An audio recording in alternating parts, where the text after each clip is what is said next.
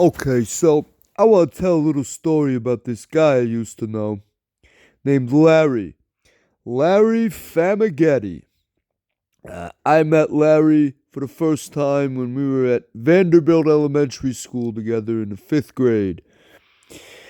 And we quickly became friends, became pretty good friends, and started chilling all the time. He'd come over my house, I'd go over his house, and I would just see this kid on the regular. And, I thought he was a good kid. He was pretty cool. I never had any problems with him in fifth grade. And he would always be talking all this shit about, oh, you're my best friend. Oh, I love you, man. Like, oh, we're going to be best friends forever. I'm going to protect you in middle school.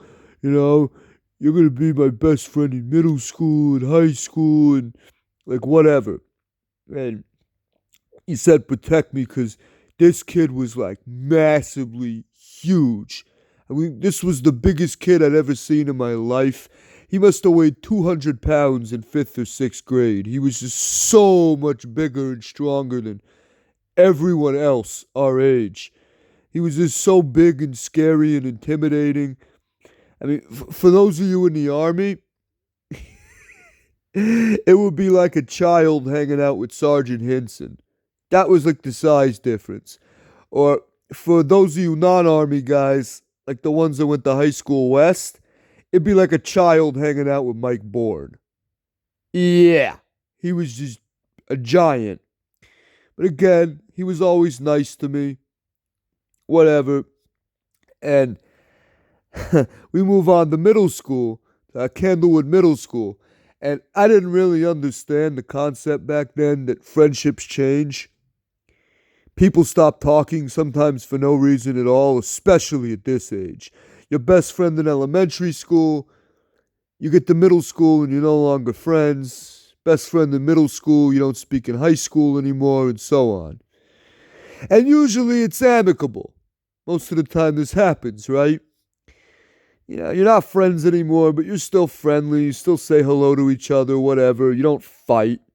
There's no reason to. It's just life. Well, not me and Larry. Not only did this shit do a total, complete 180 as soon as we hit middle school, but he goes from my best friend forever to the world's biggest asshole. He goes from my bodyguard in middle school to my biggest bully and tormentor. And I bullied him too, actually. As I'm about to get into, me and my friends actually picked on him a lot more than he picked on me or picked on us.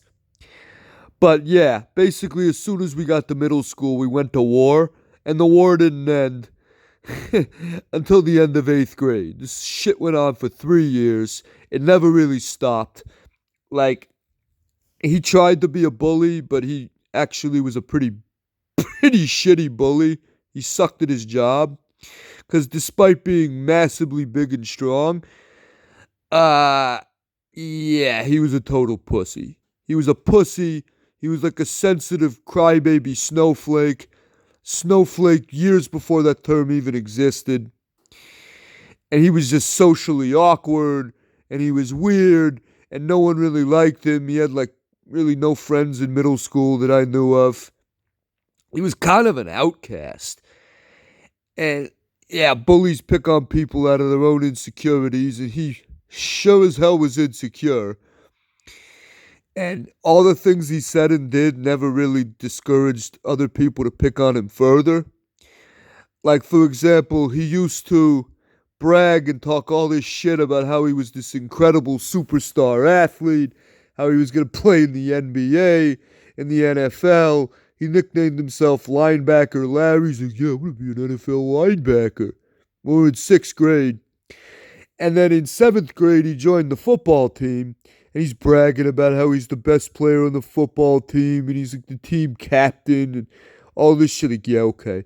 And then 3 weeks into the football season in seventh grade, we find out he gets kicked off the team. Probably because the coaches couldn't stand him.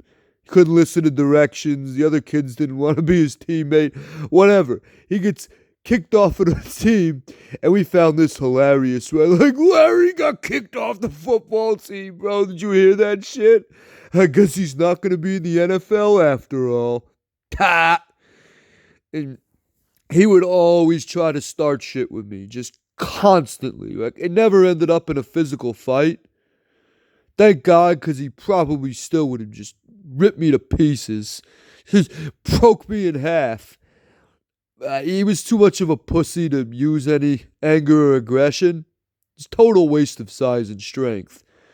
But what he would do was he would just make up things that I supposedly said or did to him, and then go cry to our assistant principal, Mr. Becker, who was like this kid's butt buddy, right? Yeah, they like loved each other or something. And since Mr. Becker hated me just as much, they pretty much would team up and try to gang up on me and get me in trouble. So I'd constantly get called into Mr. Becker's office. This guy was like the biggest asshole I ever met as far as like teachers went, like principals.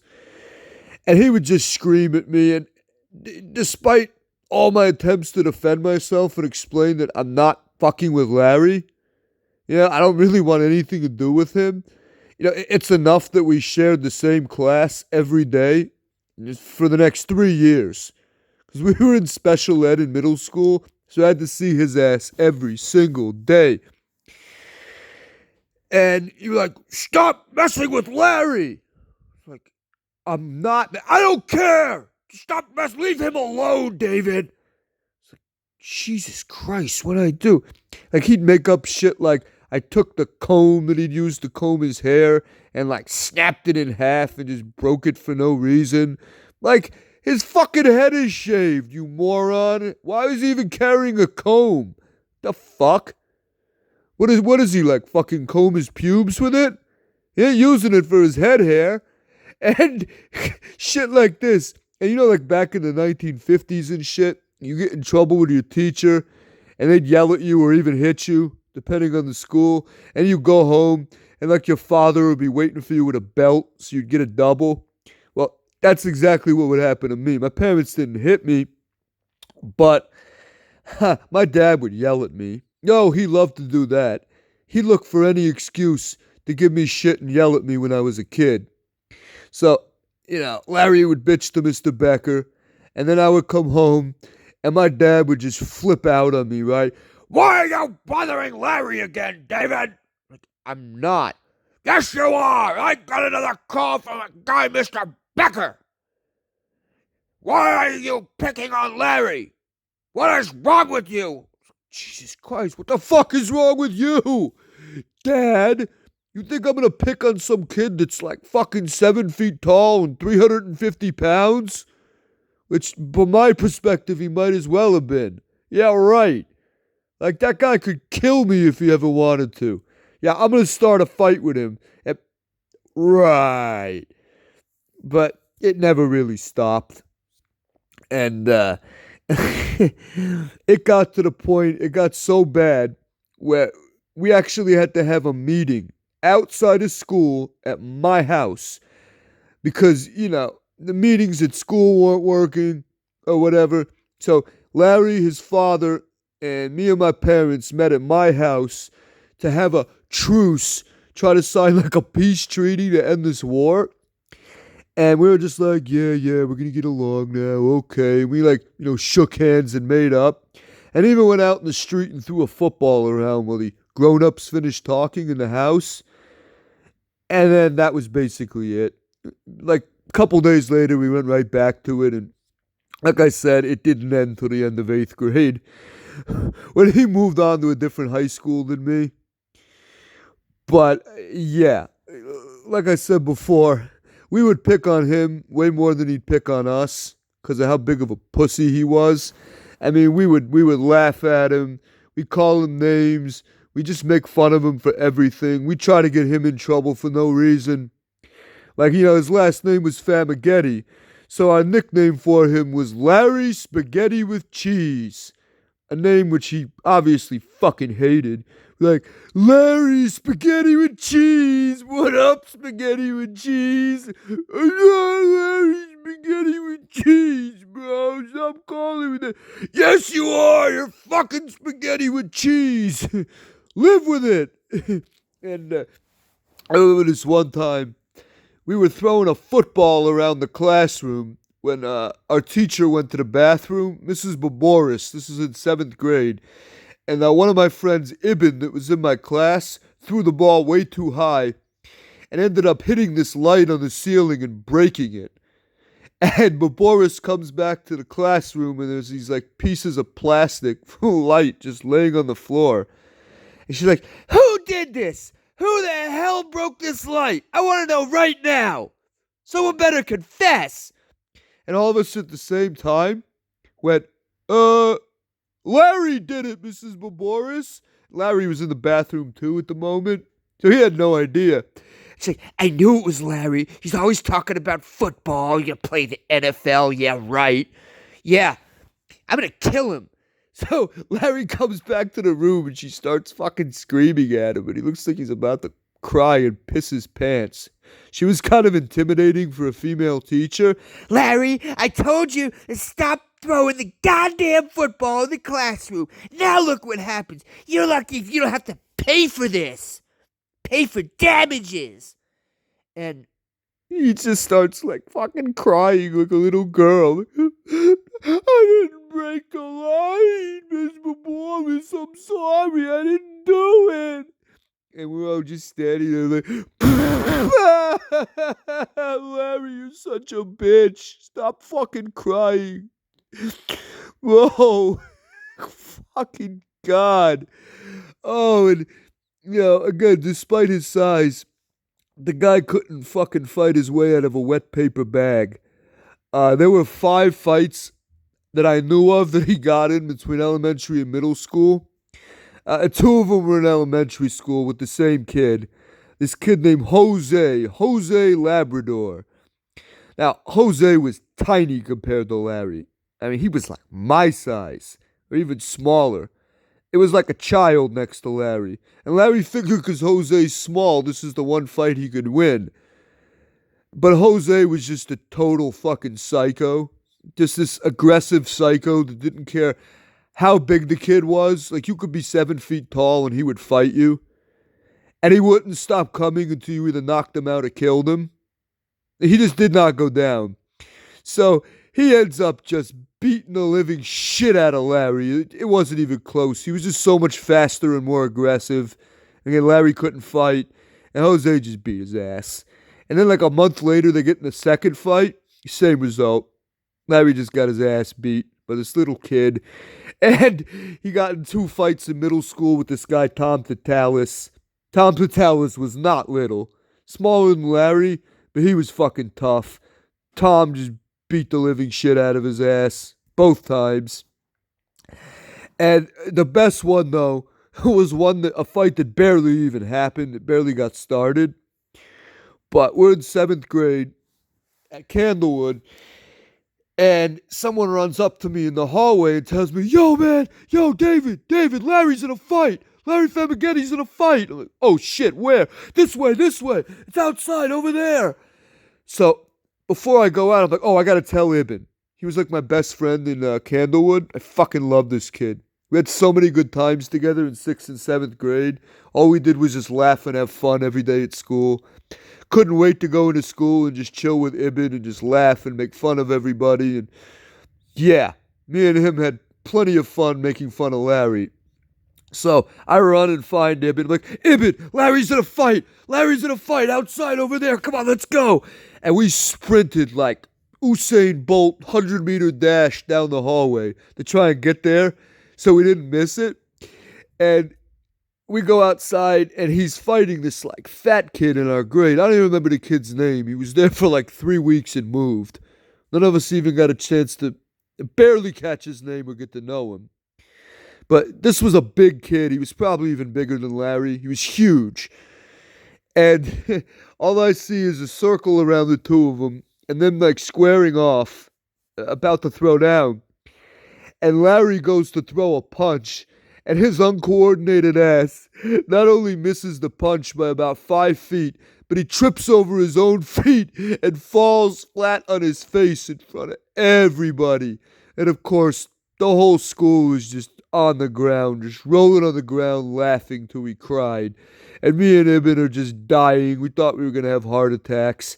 We thought this was the greatest thing ever, especially because it was Larry. Any chance to see that guy humiliated, we enjoyed. But yeah, like I said, this just went on and on and on, all the way to the end of eighth grade. And I remember the last time I ever saw him in middle school. For some reason, me, him, and my friend James Reichert ended up chilling together.